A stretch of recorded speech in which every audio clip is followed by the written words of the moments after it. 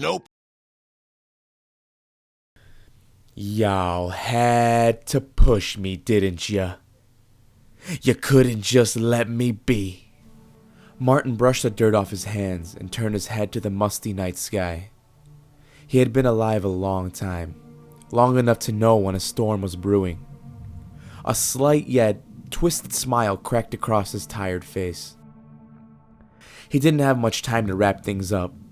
He had to beat the approaching rain that would soon wash over him and his handiwork. Or worse, someone might stumble upon the scene. The railways were still being built, but all the workers had retired to their quarters by now. If the warden were to catch him, he knew there would be hell to pay. Martin grabbed the handles of the steam shovel and hoisted himself into the seat. After using the colossal machine on a daily basis, the levers were essentially an extension of his own limbs. He seamlessly navigated through their controls and powered up the machine with a loud roar. As if on command, the roar was immediately followed by a burst of lightning that illuminated the landscape. For a split second, Martin was able to see into the eyes of his two victims. They laid beneath the earth, eyes wide open. Their faces exuded an unholy brew of fear, pain, and fury. The vibration of their helpless figures was barely noticeable as they fought to break free from their paralysis. Their pupils were widely dilated, their foreheads drenched with sweat. Their teeth locked and gritted together so hard, it was as if they would shatter through each other at any moment. "Yeah, keep trying to fight it," mumbled Martin as he navigated the head of the shovel to a giant mound of dirt beside him. Rain began to slowly drizzle from the clouds as the sharp metal of the shovel pierced into the loose hill of earth and grabbed a heaping bundle. Before he can proceed to pour the first batch of soil over his horrified spectators, he heard his name being shouted in the distance. "Martin! Martin, is that you?" Martin cussed and slammed his fist in anger. Why did he have to come now?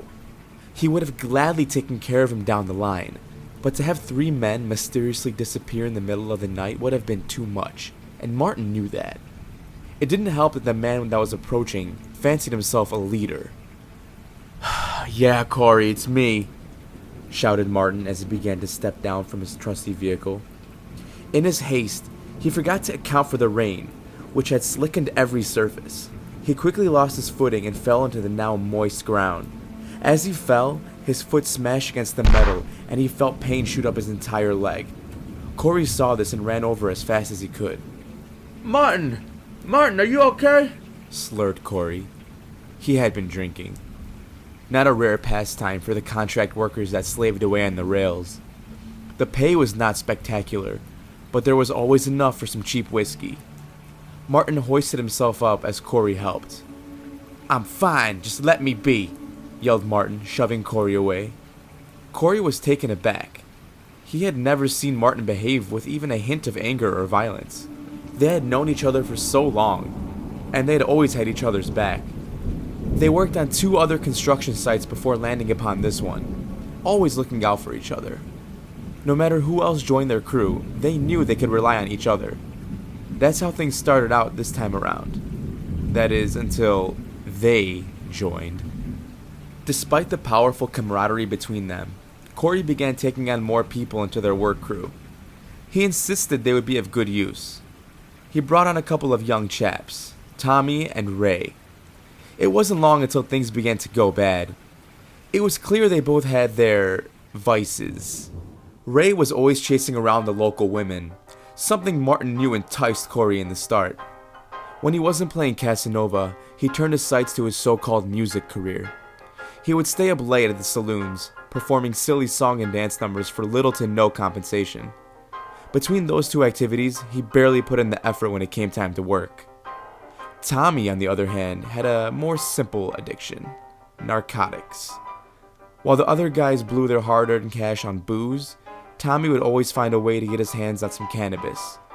Unlike Ray, Tommy had no problem letting his nightlife bleed into the day. Countless times he showed up to work under the influence of the drug. This all meant that Martin had to put in that much more work, lest the warden punish the entire crew. Martin was a hard worker, and at first he didn't mind covering for the 2 young buffoons. He was their age once, albeit a long time ago. He understood how enticing certain distractions could be. He was nothing but nice to the two boys, and even defended them when Corey would try to discipline their incompetence. But as many know, a man can only be nice for so long before his kindness gets mistaken for weakness. Tommy and Ray began to openly mock and insult Martin in front of the rest of the workers. They would ridicule Martin about his wardrobe, his age, and whatever else they can pick out about him. Corey had always had a back and forth with his trusty old friend, but with the other two on his side, it was clear that alliances were being formed in all the wrong ways. Martin wouldn't stand for it, and when he overheard the three discussing plans to gyp him out of the remainder of his pay, he knew he had to put an end to the mischief. He waited patiently until he found the two troublemakers on their own. A hard thud to their backsides with a lead pipe did the trick each time. He hit just hard enough to break their spines, but not hard enough to incapacitate them. He wanted them awake for this. They may have dawdled when the track was being built, but he would make sure that one way or another, they would contribute to the building of this railway. And if that meant being buried beneath it was the only way, then so be it. Martin removed his boot and checked his foot. His big toe was bleeding profusely. It was clear his toenail had shattered and fallen off due to his accident. Corey saw this and offered to help take him back to camp, but Martin continued to shout and push him away. Fed up and letting his intoxicated arrogance take control, Corey swung sloppily at his comrade, but missed. Martin spun him around and shoved him with all his might towards the track. Naturally, the inebriated man began to tumble down into the pit. He slowly got up and wiped the mud and rain from his eyes. Upon opening them, he froze. His jaw dropped, and a scream got caught in his throat. He was just a couple of feet away from his two young friends. They continued to lay there, motionless, only able to move their desperate eyes towards the terrified man who sat beside them.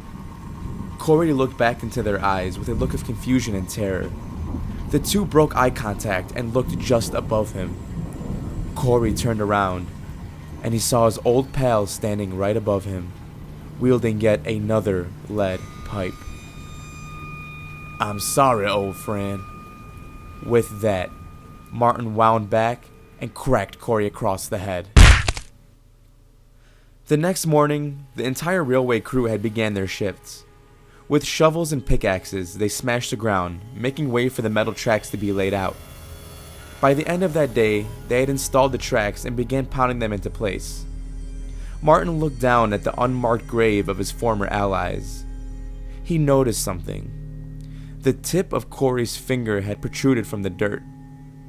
Martin calmly looked around to the other workers. Of course, no one would notice a thing. No one would question their disappearance.